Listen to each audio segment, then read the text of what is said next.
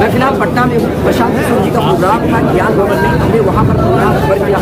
वहाँ पर एक बात भवन के बगल में प्रशांत किशोर जी का प्रोग्राम था बिहार का सियासी ड्रामा और मुसलमान।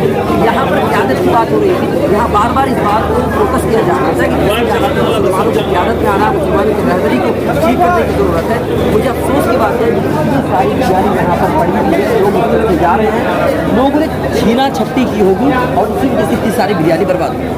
मुझे यही समझ में नहीं आ रहा है कि जब मैं ज्ञान भवन में था, वहाँ पर अच्छे खासे लोग थे, उन्होंने तरतीबवार तरीके से बहुत बेहतरीन अंदाज से वहाँ पर लोगों ने लाइन लगा करके खाना लिया। लेकिन अफसोस की बात है, बताइए हम अब किस हिसाब से अपने आप अपने कौम को मजबूत करने और क़यादत को मजबूत करने की बात कर रहे हैं?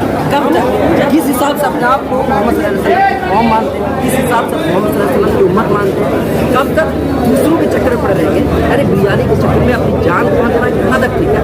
सारी चीज़ें हैं। मोहम्मद सल्लल्लाहु अलैहि वसल्लम ने खाना को बर्बाद करने से मना किया, पानी को बर्बाद करने से मना किया। हर एक चीज़ जो मोहम्मद सल्लल्लाहु अलैहि वसल्लम ने सिखाई है, हम उस पर उतरते हैं क्या? कहीं भी ऐसा हमको क्या कोई और क्यों देगा? भीख मांगने की जरूरत क्यों पड़ती है? इसके पीछे कारण सिर्फ हम है, क्योंकि हमने सारी चीज़ों को तर्क कर दिया। सारी इस्लामियात की जो भी चीज़ें थी हमने उसको तर्क किया, दूसरी चीज़ों को ले लिया। अगर हम हमारे सामने बिरयानी दिखी तो हम उसका नहीं पड़ते, कोई फर्क नहीं पड़ता। प्रशांत किशोर जी यही समझा रहे हैं कि मोहम्मद सल्लल्लाहु अलैहि वसल्लम ने जो कुछ समझाया है बस उसी पर अमल किया, दूसरी चीज़ों पर अमल करने की बिल्कुल ज़रूरत नहीं। और जब भी आप अपने दीन से हटिएगा, अपने अहकामात से हटिएगा, फिर आपको वही सूरत हाल देखिए जो अभी फिलहाल आपको चल रहा है। आपको भीख मांगने की जरूरत नहीं पड़ेगी, लेकिन भीख मांगने की जरूरत इसीलिए पड़ती है कि हम सारी चीज़ों को जो भी हम कर रहे हैं इस्लाम के दायरे में आता नहीं है। बहुत अफसोस हुआ देख कर।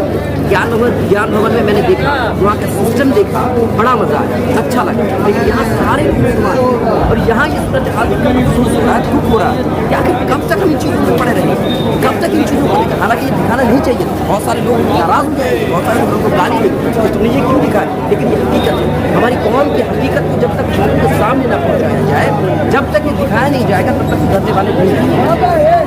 ये सब कुछ समझने की ज़रूरत है। क़यादत कहीं और से छीन कर लेने की ज़रूरत नहीं है। जब तक आप खड़े नहीं होते, जब तक आपका जो रवैया है वो ठीक नहीं होता, कहीं से कोई रहबर और कोई दूसरा आपको ठीक नहीं कर सकता। ये सारी चीज़ें समझने की ज़रूरत है। जब तक हम नहीं समझेंगे, हमारी मदद करने वाला कोई नहीं आने वाला। हम जब तक अपने आप को नहीं सुधारेंगे, तब कोई दूसरा हमको आकर सुधारने वाला नहीं है।